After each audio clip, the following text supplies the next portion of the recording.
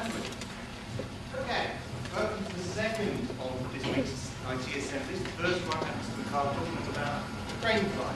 Today we're going to be talking about the Venezuelan hairy frog. Of all the Venezuelan amphibians, the hairy frog is... The Venezuelan hairy frog? What's wrong with you? Look at them. They're bored to tears. What happened to Mr. Clark? I know. The Mr. Clark who did assemblies with explosions and special effects and floating heads. Come on, man. Where are the special effects? Where are the floating heads? You know what? You know what? You've changed. Talk to the hand, frog boy. I'll show you special effects.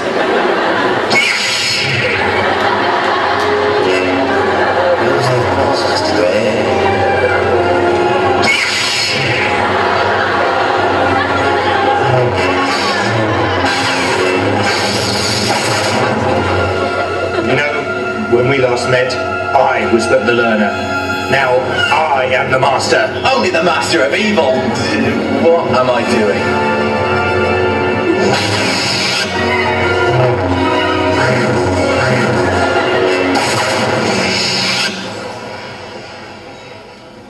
Well, that's a much better idea.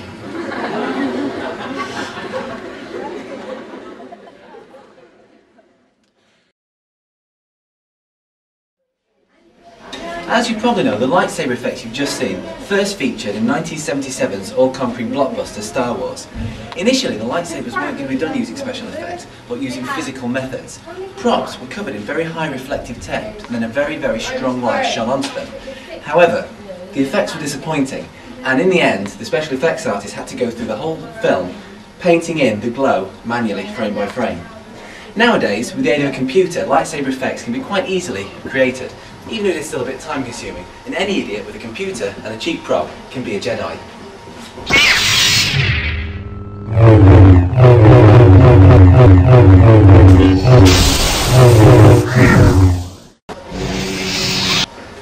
Of course, Star Wars wasn't the only big budget special effects laden blockbuster of the 1970s. In 1978, Superman, starring Christopher Reeves as the Man of Steel, was released in cinemas with the tagline, "You'll believe a man can fly." Reeves flew using wires and a technique called back projection, where the actor is suspended in front of a large cinema, displaying a moving background. Superman cost $55 million to produce, which translates as a staggering $170 million in today's money, with the then cutting-edge special effects taking up a huge part of that budget. Jump forward 28 years, and with a home PC, a camera, and some specialist editing software, you can produce effects such as this.